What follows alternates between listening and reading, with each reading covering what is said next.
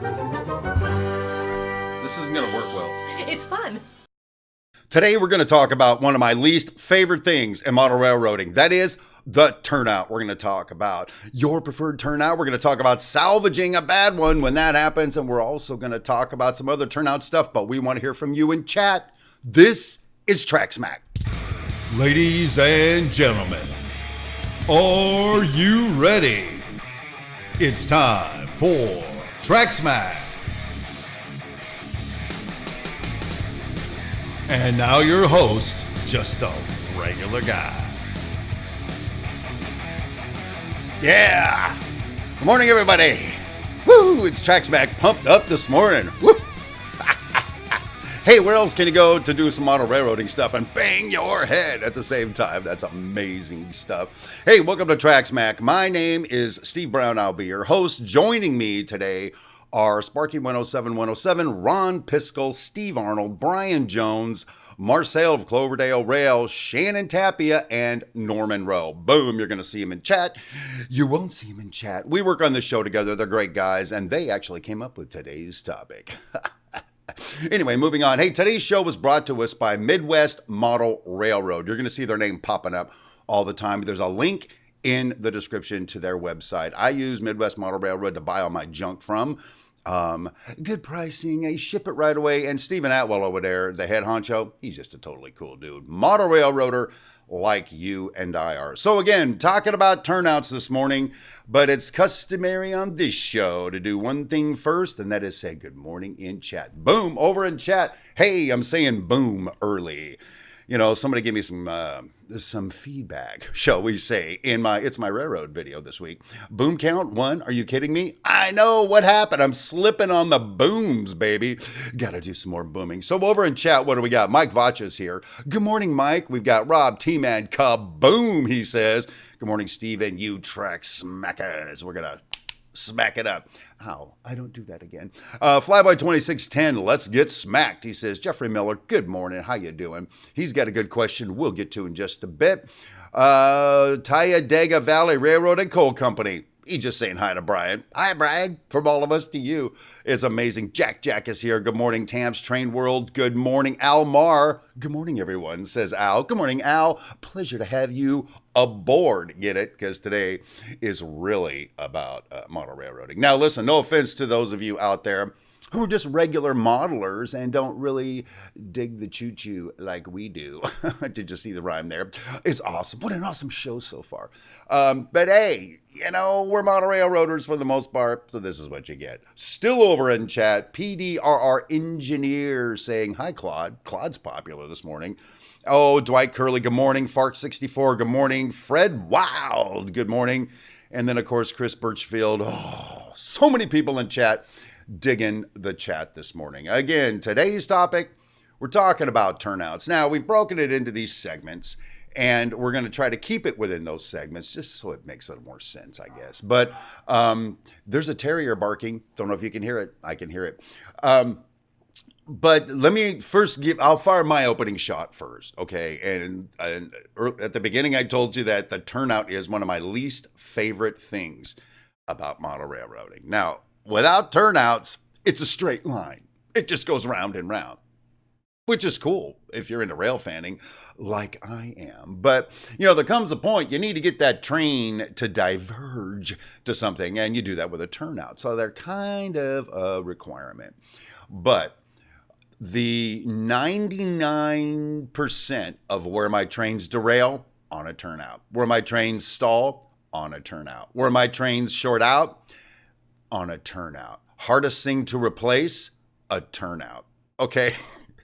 So turnouts are pretty important when it comes to model railroading, right? So they're too much work for me.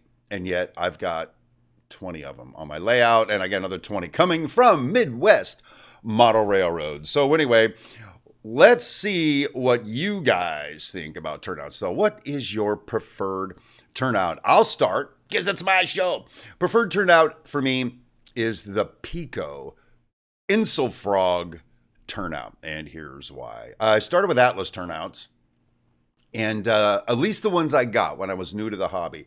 The turnouts I got were Atlas, and you had to have a spring or something or a switch motor to keep the points against the stock rail or whatever. And I wasn't thrilled by that, frankly. And then I discovered the Pico turnout. A Pico turnout's got a spring in it. Snap, snap, manually. And as you guys know, I like flipping my turnouts manually as often as possible. It's just the cool way I like to do things. So that's why I picked Pico turnouts. Now, Insulfrog, Electrofrog. For some who don't know the difference, that little triangular part right there in the turnout.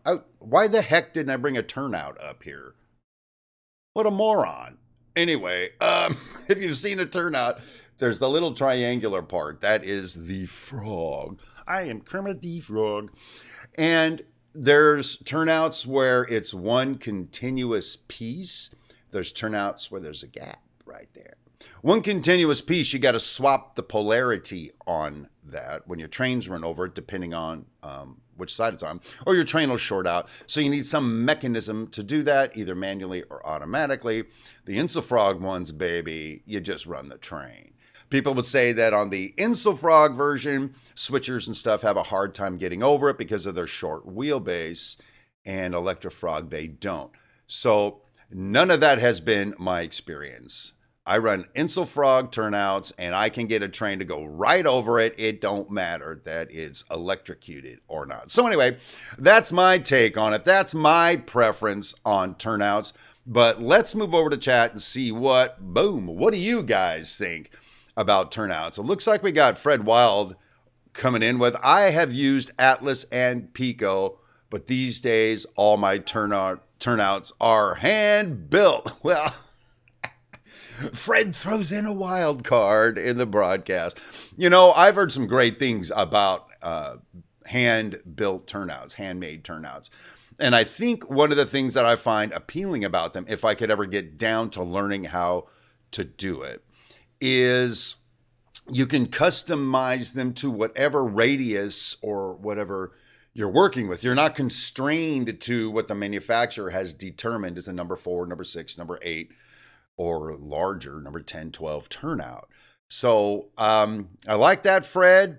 And someday, maybe I'll be able to do that. But right now, my skill level is pretty reduced. Let's not forget, though, that I am like a regular guy model railroader. I'm going to get to that in just a minute, by the way. I'm going to have to, moderators, fair warning, I'm going to have to go off topic for a moment, but I'll try to combine it with announcements or some junk. Glenn Ginsberg over in chat saying, asked a question about using turnouts in yards different from mainline turnouts. You know, Glenn, here's the thing that I've discovered, and maybe some people in chat can back me up on this. On my main line, I'm running 6-axle, bigger locomotives.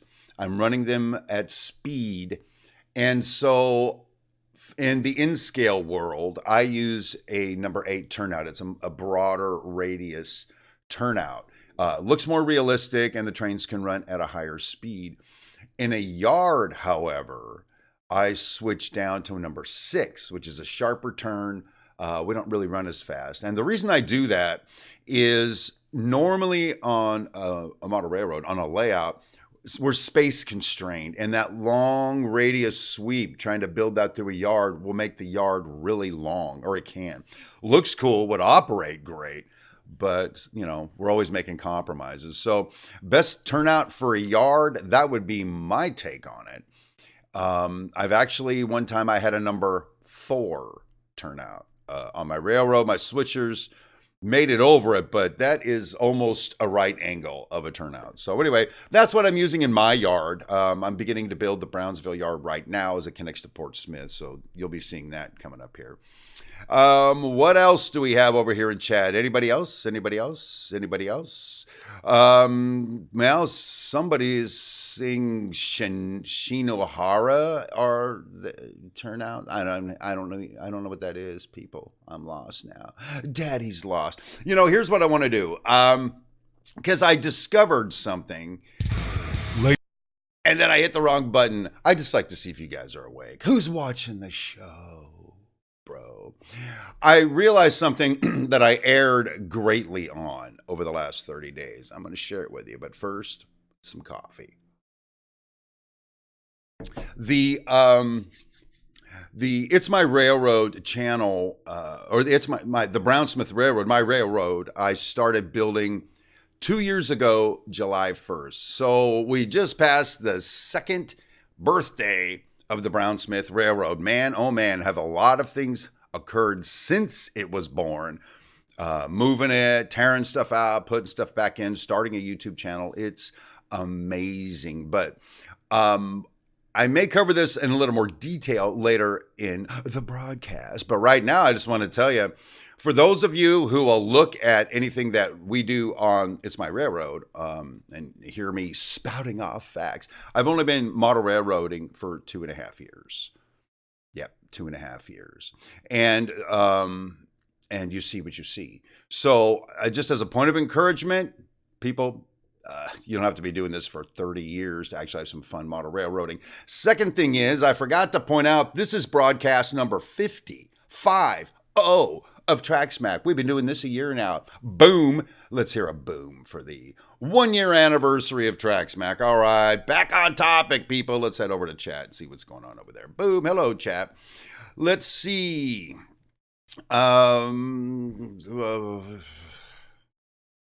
What else? What are your preferred turnouts? What do you got? Somebody, and why? You got to hook me up, people, over there, because this isn't happening. Path Valley Railroad is just throwing this in here. I'm going to experiment with laying some dual gauge turnouts. Shinohara turnouts are out of production. They were distributed by Concor once upon a time. You know, PVR, if turnouts weren't complicated enough, you're going to run dual gauge. Get her done. Let us know how that works out for you, because baby, 1 gauge is about all I can handle. But that's pretty cool that you're willing to take on that challenge. And I'm sure there's some cool reasons why you're doing it too. That's awesome. N-Scale Union Pacific Evanston Subdivision. That's Roy S. from Panama. See, I didn't call him Ron this week. Last week I called him Ron like twice. What the hell? I'm about to install NCE switch cats to the Cato turnouts in my staging yard. Really, I've never heard of a switch cat. I'm like, you guys need to school me today is what needs to have happen. Let's see, PDRR engineer, going to use the ME number 5 ladder in my yard. There's another turnout we can talk about for yards. Sorry I didn't bring this up earlier. Microengineering has tracks or turnouts designed to be in a yard. You'll look at them and you'll see the links of the diverging side and the stock side are different than just a standard turnout, but they're designed to hook together in such a way that you build this really beautiful yard out of it without some of the compromises regular guys like me make with trying to bend the track around and make all that happen. So that's pretty cool. Thanks for throwing that in, PDRR engineer. So, hey, let's go on to another segment real quick, because we're talking about salvaging a bad turnout is one of the deals, right? And let's say, for starters, you've got a turnout, Insel Frog turnout. Your locomotive goes across it, and when it gets right to the frog, it shorts. Does anybody know why that happens? Because I do know why that happens, people. I'm an expert at it, people. Funny thing is, those two rails of the frogs are pretty close together, okay? And when you install the turnout, if it is not completely flat, if it is torqued even the least bit, one of those rails will sit just a microfiber above the other one. And so on the one side, your train will just go through just fine. But depending on which of those rails is raised, when your train goes to the other side, the wheel can catch both rails at the same time. And boom. So what do you do about that? Well, number one, you can just rip it out, sand it smooth, put it in. But there's no guarantee, since one's already been there, it's going to come out right if you've moved on with the layout. So a couple of things that I've done to fix that problem. One, and I do this in extreme circumstances is I will take a file and angle it into the frog and just gently file away to make the rail, instead of, let's say, this thick, make them that thick. Pull them further apart so that wheel won't catch the rail. That's A. B, something I learned from watching videos and all the other people having a good time is this. Clear fingernail polish right at the little tip of the frog will insulate it. Trains run over it and fine. Problem with that is after enough times that nail polish will wear off and you got to do it again. So anyway, that's what I do to salvage a bad turnout. But in extreme situations, you've just got to replace the turnout. Sucks. I've had to do it. I don't like it. So if I can just summarize my thoughts on replacing a bad turnout or fixing one or how you handle it is this. Start with getting it right at the beginning. Track can do this, track can do whatever, but on your turnouts, flat as a board, straight as an arrow, and it'll help eliminate a whole bunch of heartache later. Now, on the BSR, the new version, I've gone to great lengths to make that happen. And so far, my turnouts are actually operating correctly. But I still cringe every time a train goes over a turnout, baby. Anyway, let's go back over to chat and see what's going on over there. Hey, let's see. Ron over at, my Ron says, file the points to help with wheels picking the routing rails and derailing. File the points to help with wheels picking the routing rails and derailing. Yep, sometimes you need to file the points. Here's something else. If the point's set up too high because it's warped or something, gently. And by the way, remember something. When you're filing your turnout, you can't reverse that. As you file, you're getting rid of more and more of the material. So make sure it's something you want to do before you do it. What else we got going over in chat? Let's see. I just saw somebody go by that says, Shannon Tapia saying I paint some super glue to the rail and then add a little bit of tissue to it. Works great and dries almost instantly. Well, if it doesn't dry there, Shanna Rooney, and you rush it like I do, then your locomotives pick up super glue. Not a hot deal. Mike Heath is saying this over in chat. Turnouts can be your best friend or your worst enemy. Check their dimensions before installing. Check for flash and burrs from production. Don't put any stress on the turnout itself when installing. Mike, that is another great point. And that is, if you've watched my videos, you guys see that is something that I am now leaning towards. I'll glue down my track, but the tail end of it, just before it joins the turnout, and the turnout itself, I don't glue it down. I kind of let the turnout float because I learned at some point, if I put, let's say, weights on to hold the track flat or whatever, it will inherently flex something and honk up my turnout. That doesn't work for me, baby. I don't like honked out turnups. So I just said honked out turnups. I don't like turnups of any kind, by the way. So you make a good point there, Mike. If you install it right, you install it flat, and it runs like a charm. Oh, by the way, so what holds the turnout down later? Here's what holds it down later. When you ballast the rails, in the case of what we do on my railroad, the white glue in the ballast holds that sucker down until you want to pop it off. Point number 2 about that. When you ballast, glue down your turnouts with the ballast, as long as you use white glue, like most of us do, you can go through and saturate that, let it soak up, and then pop the turnout back off. If you glue, like caulking glue, that turnout down, you're probably going to just wreck it when you pull it back out. And that doesn't work for us, baby. What else we got going out in chat? Boy, Path Valley Railroad agrees with me. Yes, floating turnouts, less issues and a lot easier to change out when they go bad. You see, baby, I've got the pulse of the model railroad community. It's amazing. What else do you have over there? something I'm seeing N-Scale Union Pacific Evanston Subdivision, Roy Smith from Panama, saying, yep, let the turnouts float, best not to glue them down. Now, here's something I would like to hear from you Cato people, okay? Because I know you Cato people love your Unitrack, your Snap Track, and that's awesome. It's just not my thing, but I've seen you guys do some great things with it. What is it like on your turnouts? I'm speaking from the perspective of somebody who uses flex track and that kind of thing. But in your case, you snap it all together, and it just seems to me like because it's already mounted to that rigid plastic, you wouldn't have some of the problems that I'm talking about. So give that some thoughts. See if we can get some intel on that. Andy Motram.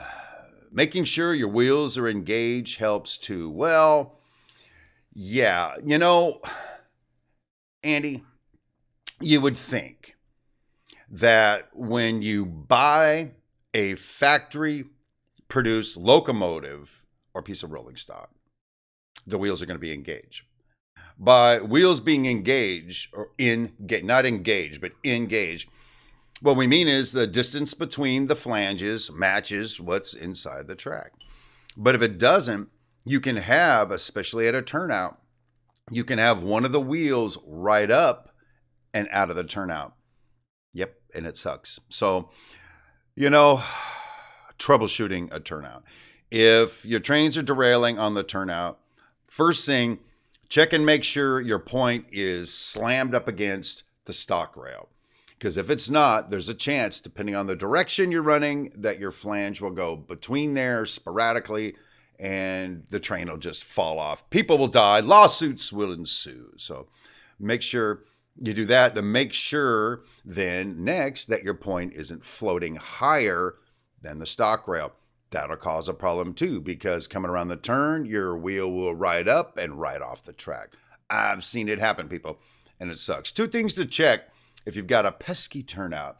What else we got going in chat? Tony Rifkin is actually saying roadbed can also be an issue. I file out the roadbed under the throws. Yep, that is a thing that sometimes is a thing. A piece of roadbed, little piece of ballast, perhaps, gets in between the point and the stock rail. And you don't know what's there because it's so small. But first thing, it'll insulate the point from the rail. So now you don't got no electricity flowing through the point. Second of all, there's enough of a gap that it'll hunk up your train. So this is what I'm saying. People, I'm not kidding you when I say turnouts are one of my least favorite things about model railroad. Look at all the things you got to look at and take care of. A brother just wants to run his train, for crying out loud. Oh, what else we got? Glenn Ginsburg is saying, Cato Unitrack turnout user, love them and have had no problems. See, I suspected that was the case. You guys, it's like, come on over to the Unitrack side. We've got cookies. I'll stay on the dark side of the force, is what I'll do. Ron of Ron's Trains and Things. You can remove a cock-mounted turnout with sharp putty knife or soak it with ammonia to soften the cock. Okay, Ron, where were you when I was falling in love, bro? I could have used that tip a couple of times. So, ammonia, though. Can I just let the cat pee on it? Is that the same thing? I'm just saying. We got a new cat, by the way. All right. So, anyway, I think it's time for... I like throwing in the announcements randomly. Normally I do it at the bottom of the hour, but this is like not the bottom of the hour. Hey, real quick, gonna cut this show a little short today. Not this short. Got to go do something with Cindy Brown, First Lady of Model Railroading. Second of all, what'd you guys think? Did you like the video with the sculpt-a-mold that I just did on It's My Railroad? Boom, baby. I got to tell you, it looks amazing. So, for all you kind folks who gave me so much crap about how I put in my styrofoam, boom. just saying. Today I'm going to go down there. I'm going to paint that bad boy. I'm going to get my tunnel portals to fit. I so can't wait to do that. So anyway, coming up next week, like I said, we're going to have a little paint action happening on that. Plus, by the way, we are just like moments away from 9,300 subscribers over here on the It's My Railroad channel, not on the Tracks Mac channel. And one other thing, we are still getting ready to announce the official day that we're going to start doing some subscriber interviews again. Live interviews right here on the show. So there's a couple of moderators who haven't had a shot at it that we're going to hook them up. Stuff you got to hear from these people. Sparky comes to mind. Ron Pisco comes to mind. These guys have their own YouTube channels and they have some skill, bro. We want to hear from them live on the show here. Coming up in 2 or 3 weeks, you're going to start seeing that. But if you'd like to be on the broadcast, contact one of our moderators and say, I want to be on the broadcast, or send me an email to steve@dirtguymedia.com. All right, there you go. Let's go back to chat. Boom. Tam's Train World over in chat is saying K-Dot turnout is good for German and U.S. loco, but not for Japanese steam engine. It keeps derailing. Okay, I find that, if you'll forgive me, people, Kato is a Japanese product, but a Japanese steam engine won't run over it. Well, that sucks. But there's another vote for Kato Unitrack. Make it happen. Here's just a sidebar over in chat. This is pretty funny. Rob Tiemann he calls me Steve Mother Nature Brown. Yeah, don't call me the G word, okay? Because that would be a little bit over the top. But Mother Nature, I'll take it. Steve Mother Nature Brown. Hey, well, okay, I was going to go off topic, but then the moderators slapped me in the face, and I just can't handle it. Still over in chat. Let's see. William Sullivan's New Fenris Railroad is saying, Robot Monkey, keep on topic. I'm sorry. I don't mean to get off topic, baby. What else we got over in chat? So what else switching methods. That's the third segment. Boom. Controlling a turnout. What is your preferred method of doing it? I'll tell you my preferred method, if you'd like. My preferred method is manually. I just reach over, flip the turnout. As we've discussed in the past. Flipping it manually is cool because I feel like I'm part of the action. It's uncool because every time you stick your hand into your layout, you risk, at least I do, knocking a car off a track, breaking a tree. I don't know. You risk something. And that doesn't work for daddy, frankly. So I haven't committed to any other form for manual turnout or manual switching operations, but doing that, I flip it by hand. But there's also I forgot what they call them, knob and tube. I don't know. It's a cable, hooks onto the turnout. The cable runs to the front of your fascia and you just go pop, pop, pop, pop, pop, pop, and it flips the turnout. Boom. It's manual, but you don't have to reach back into the railroad. So that might be something I might be switching over to at some point. But I'm giving you two broad categories here, okay? So you guys can chop it up over in chat. The second version is a motorized switching mechanism of some kinds. There's what they would call a snap switch. Snaps. It goes. It's too fast for me. Not very realistic, but it snaps. And if you're in a hurry, that might be a good thing. Then there's the slow motion switch motors. They go like this. Sound effects. You like it? That seems a little more realistic to me, and that's what I'm using on the BSR. Now, the reason I have switch motors on the railroad, there's only one reason, basically. Ultimately, I've got some computer control action in mind as far as operating the main line, getting trains onto and off of the main line. Everything else I'm going to be switching by hand. So that's why I use motorized turnouts. Now, Switch motors, again, we covered this in a previous episode. You can go back and look for the switch motor episode. I won't go into great detail. But tortoise switch motors are cool. The cobalt ones are cool. I'm leaning cobalt because they have built-in IP, but somebody told me, so they're DCC addressable directly. But somebody has now told me that Tortoise has, Circuitron has the same thing. So anyway, that's my take on it. But, I saw something rolling over in chat. I'm going to digress just a smidge. Back over in chat, Tony Rifkin is asking to solder or not to solder your turnouts. Now, here's the deal. There's more than one opinion on that, people. I have decided to not solder my turnouts into position unless I absolutely have to. For instance, if the way the track is bending away from the turnout causes the rails to come away from the turnout or to have a kinked edge, I will line the track up straight, solder it on, so when I bend it, it keeps that straight. Problem is, if you don't pre-bend the track before you make that straight connection, you now run the risk of torquing your turnout, which is why it's my least favorite thing in model railroading. So I don't solder my turnouts anymore unless I absolutely have to. Another thing is insulated rail joiners on a turnout. If you're doing block detection like I am, you can't really solder the rail, at least one of them, to the turnout. You need a plastic rail joiner in between, or go with the new regular guy method, and that is once the track straightens back out from the diverging route, just cut the rail and then move over and cut the rail. So I got two blocks.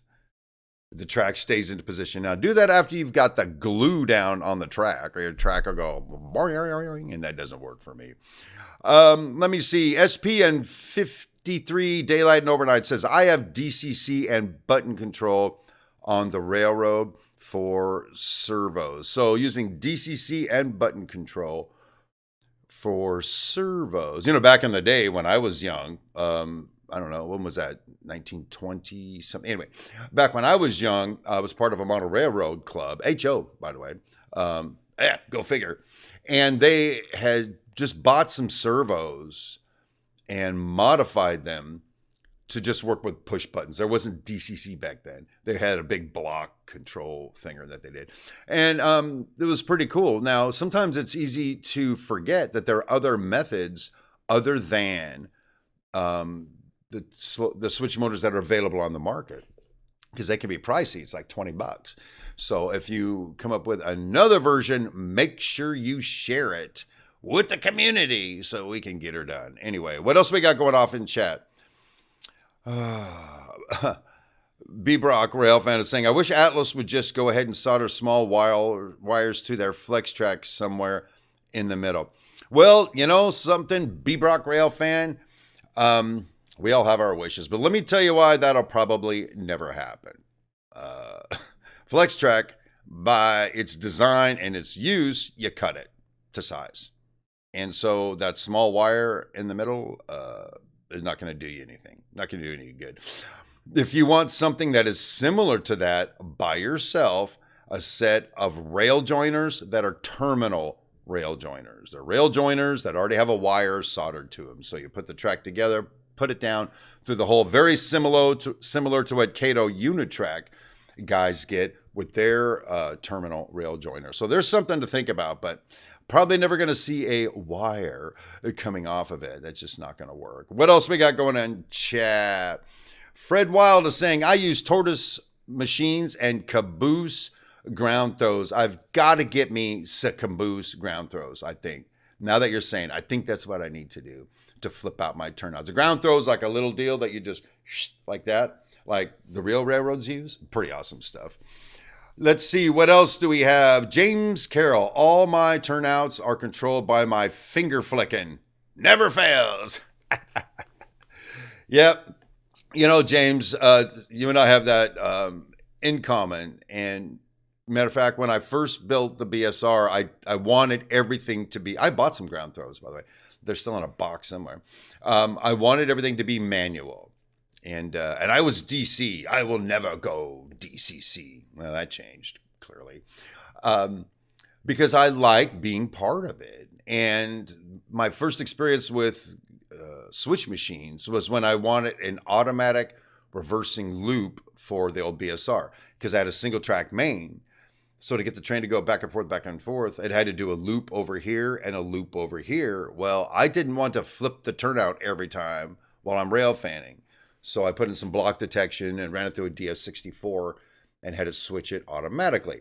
That was the only automated turnouts I got. So again, the reason I use switch machines is for something that needs to be automated, not to make it easy on me. I'd rather go flick and flick the switch, flick the turnout, then go accessory, 104, throw. Whatever with that. I don't know. What else we got going over in chat? Hey, Mark Truman's throwing in a wild card right now. I have used car door lock solenoids to kick my switches. Kick them switches. Car door lock solenoids. Hey, Mark, what does something like that cost? Just out of curiosity. Throw it in there. And if somebody sees it and I miss it, tell me. I might want to try that.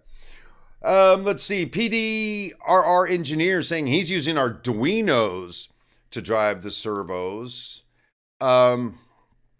Arduino is becoming a much more popular thing, at least that I'm hearing these days, to do stuff. Arduino is open software, these basic electronic components you can buy, hook them together, program them to do all kinds of cool stuff. People are controlling turntables with it, opening and closing doors with it and stuff. And from what I gather, it's pretty easy to make that happen. And someday I might actually jump in there and do it. Oh, wow. I think I just experienced an earthquake. Did you guys feel that? My whole floor just shook. Holy crap. If this is my final broadcast, please buy something from Midwest Model Railroad. And I love you. Oh, that blew my mind right now. Ron of Ron Strains and Things is saying he's wishing people would make ground throws that are in scale for in scale. Boy, that's a whole nother discussion we'll have to have sometime, frankly. That's dear to my heart, is the actual scale size of things for the scale you're running. Buying an in-scale apple tree where the apples are the size of a human head doesn't work for me. Anyway, let's not get too far off topic. What else we got going on in chat relative to turnouts? What else? Tydagan Valley Railroad and Coal Company. I'm thinking caboose stands and frog juicers. The thing is, here's the thing with frog juicers, my brother, and I ain't smacking you about this. It's one more thing you got to buy to make it work. One more thing. Like I told you guys, when I had a different job, I was self-employed. I had more disposable income than I do now. I have a fixed income. I can't just run out tomorrow and make more money from a model railroad. I'm stuck. So let's just completely itemize this. Let's say in my world, in scale, Pico turnout, average price, $20. You can get them cheaper at Midwest Model Railroad, but I'm just saying, $20. Then you go for a Cobalt or a Tortoise switch motor, right? $20. Then you go for a frog juicer, which I haven't looked at, but you can get one that controls like 4 turnouts for $20, I think is what it is. So that's 20 minutes. That's 5. So what you've done for one turnout is you've invested $45 for one turnout. It doesn't work for me, bro. I'm going to have 40 turnouts on my railroad. Let's say if I controlled them all and juiced them all, $45 a piece. Somebody do the math. $450, $900, $1,800 for turnouts and switch motors? I don't think so. So anyway, that's my take on it. That's why I'm going with the Insel Frog, baby. I don't have to worry about it. I just run my damn trains, have a good time. Let's see, what else we got over there? Mark Truman is saying, back to the solenoid again. You see, you asked for it and it shows up in chat, baby. Mark Truman saying eBay is $12 set of 2 for 12 volts. So $12 for a door window solenoid or door lock solenoid. Set of 2, that's $6. Wow. All right, we need somebody did you already say, Mark, how you control that? Because that's amazing. Is it just a switch? Because if it's so, there are electronic DCC means to get that to be activated DCC.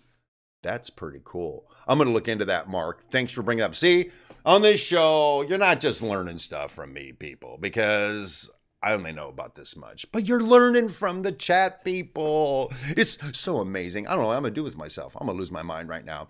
What else we got?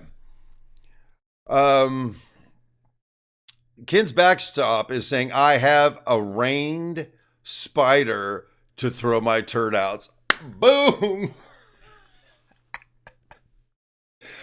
First of all, there's 2 ways to take this. One, he meant trained spider, which is awesome. Or 2, he meant reined, like you have reins for a horse. Either way, why the hell didn't I think of that? I've got insects everywhere around here. I'm going to take a spider and I'm going to train it. And I'm going to put like a little piece of and he's going to. I'll have to take the spring out, though. I don't think he could overcome the tension of the spring. I'm going to work on that. That's amazing. But the problem is when I go to vacuum the track,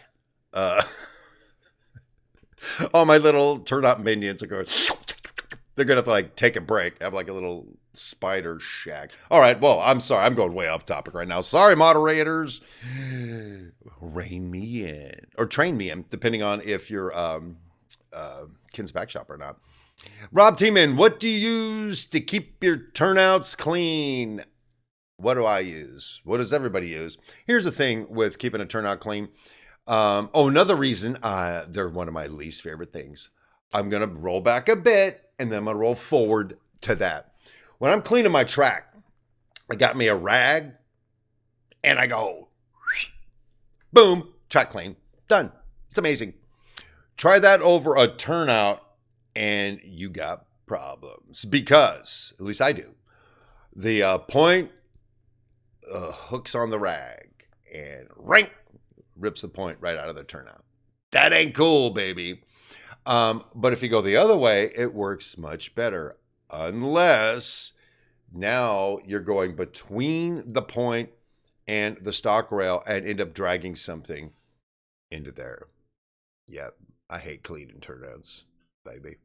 But one thing that a little trick of mine, I will take the rag with some alcohol and just go on it. All right. You don't do it quickly because you'll honk it up. I've done it. Not only that, if you've got a little rod coming out from a switch motor, it almost doesn't matter how far down you cut it. If you clean with a rag, you'll catch that wire and honk up your throw bar. You feel me? Anyway, so to clean it like that. But then there's another thing I've noticed. When the point joins the stock rail, I'll lose electrical continuity sometimes. And so I'll take my X-Acto knife, because that's all I can get down in there. And I'll go in blade side against the stock rail. Blade side very carefully against the point. Boom. I have electrical continuity again. So that's my tip on cleaning a turnout. There's more than one person here, so other people can throw in, how do you clean your turnouts? Let's hear about it. Don't make me do all the heavy lifting, people. Oh, crap. Guys, I'm running late. I gotta get going. Sorry, very casual ending instead of like, all right, everybody. No, listen, I'm going to leave you with something, though. One of the things that I am enjoying tremendously about TrackSmack, and actually it's my railroad too, is what the community is coming together with, what you guys are bringing to the game. And I want to encourage all of you, not for my benefit, for the benefit of the community, leave comments on this video, especially when it's like, how do you do? What is your fave? Don't necessarily expect me to respond to it. The moderators might also respond to it. Other folks might respond to it. But new people are looking for ways to not have to go through the trial and error that we did, let's just say. So help them out. Leave some comments. And if you want to leave a comment that says, great show, Steve, you're awesome, I'll take that too. So with that in mind, boom, boom, boom, boom, boom, boom, boom. Hey, moderators, thank you so much for being here and helping us out. And thank you, viewers. What an awesome show. What an awesome time. I love hanging out with you people. And we're going to do it again next week. So until then, my name is Steve Brown. Rail on, my friends.